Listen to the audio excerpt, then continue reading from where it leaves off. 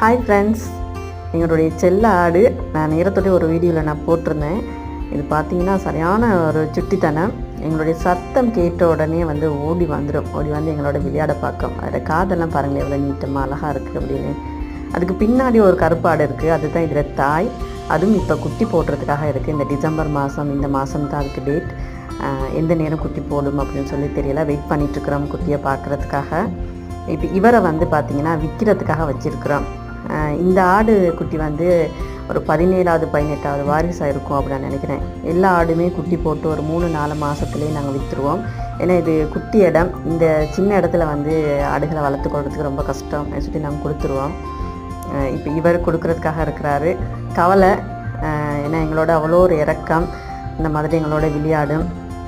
என்ன செய்ய, வச்சுக்கொள்றதுக்கான இடம் வசதி போதாததால் இதை கொடுக்குறதுக்காக இருக்கிறேன். பாருங்களேன் எவ்வளோ அழகாக இருக்குது.